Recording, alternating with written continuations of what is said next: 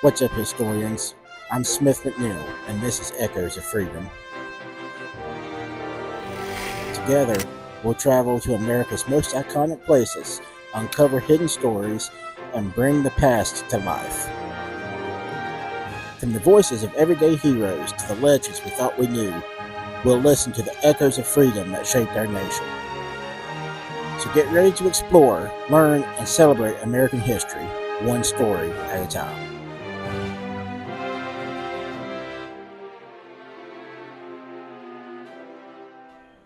All right, historians, welcome back.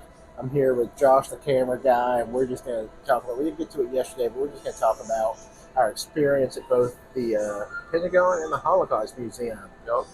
The Pentagon was truly cool. That was something, wasn't it? It was, yeah. Pentagon was really cool.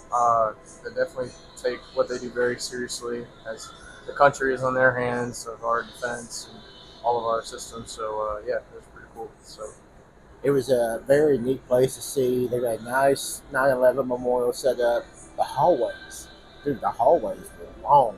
Yeah, the hallways, I mean, those were cool too. They had a lot of history based on their military branches. And artifacts. And artifacts too they had. Douglas MacArthur uniform. Yeah.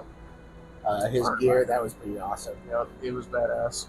And something that stood out to me was how much telephone wire was in that building. Oh yeah, it was like what, 100,000 feet? Yeah, like 100,000 feet of telephone wire. Crazy. I mean, not surprising for the 7,000 windows. Yeah, around 7,000 windows too. That's insane as well. Yeah. Well, let's transition now and talk about the Holocaust Museum. The first time being there, what'd you think? Well, at first when you walked in, I mean, it's very graphic.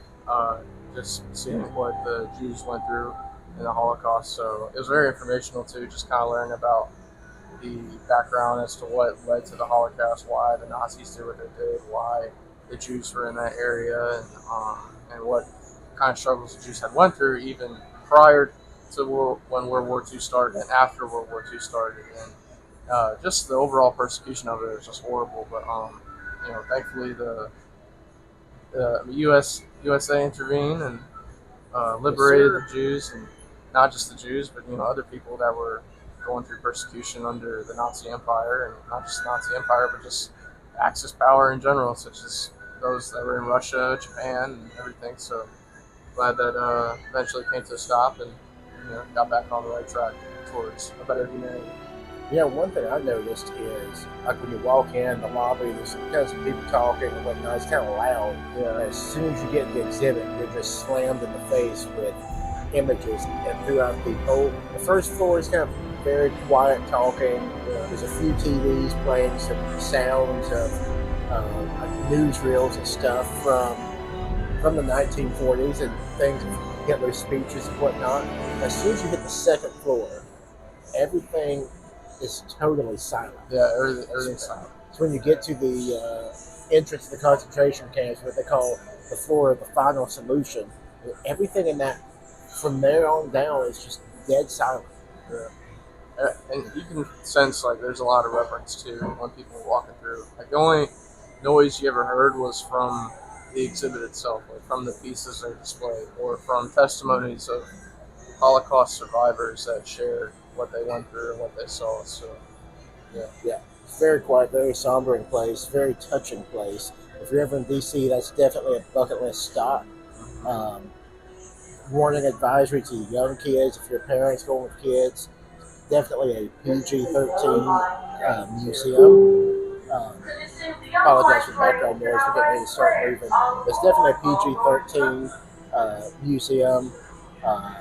Lots of graphic scenes, lots of information about what happened, and we need that information because we just need to know what happened. That way we can prevent it from happening in the future. They've got a slogan, what you do matters. Mm-hmm. And they've got things set up all around that's talking about how to recognize Semitism, which is like the hatred of Jews and the prejudice of Jews and things like that, just so you can start being proactive and preventing another Holocaust from happening, not just for the Jewish aspect, but for any other race or religion or any other group of people. So, all right, Josh, camera guy, anything you want to say? Close us out. I just want to say thank you to Smith, man, for bringing me along, dude. It's been a great trip so far.